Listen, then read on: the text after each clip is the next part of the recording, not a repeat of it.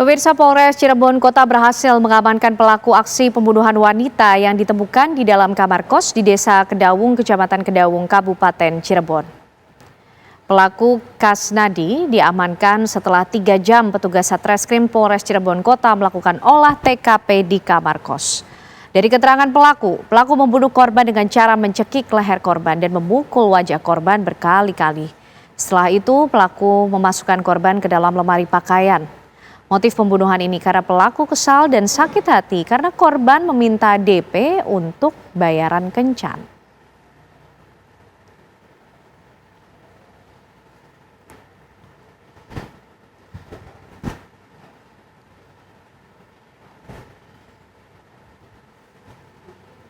Lalu bagaimana sejauh ini penanganan yang dilakukan oleh pihak kepolisian atas peristiwa ini, pemirsa? Kami ajak Anda berbincang dengan AKP Anggi Eko Prasetyo, Kasatreskrim Polres Kota Cirebon. Selamat malam, Pak Kasatreskrim.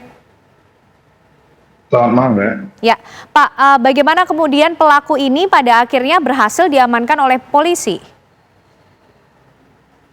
Baik, dapat kami jelaskan hingga akhirnya kami dari Kepolisian Resor Polres Cirebon Kota, kami pada pukul 17.00 mendapatkan informasi terjadinya peristiwa penemuan jenazah sesosok wanita di daerah Kedaung, di salah satu kosan di daerah Kedaung.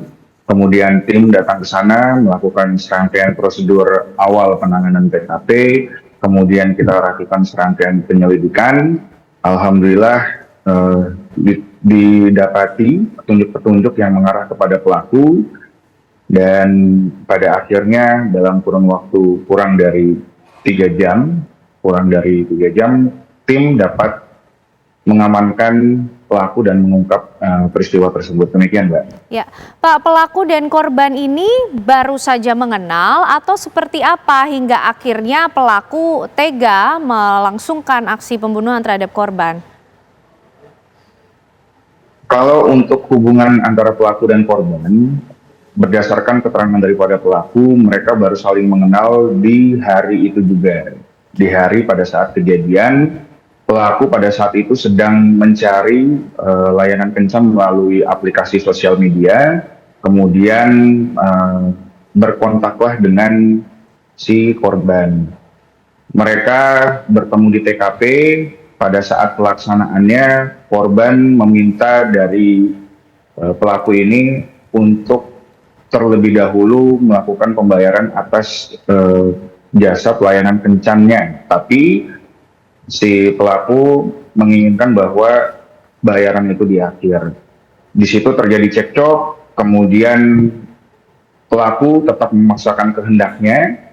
Dia mencoba untuk memaksa menyetubuhi daripada korban, sampai pada akhirnya si korban dia menggigit daripada bagian lengan pelaku. Hal tersebut membuat kesal dan pada akhirnya terjadi dugaan tindak pidana di sana. Perbuatan yang dilakukan adalah dicekik, kemudian dipukuli secara bertubi-tubi di bagian wajah, tepatnya di bagian kening, di bagian hidung, dan di bagian bibir. Baik. Demikian, Mbak. Baik, Pak, artinya motif dari pelaku tega melangsungkan aksinya, dan apakah juga ada barang-barang milik korban yang kemudian hilang diambil oleh pelaku?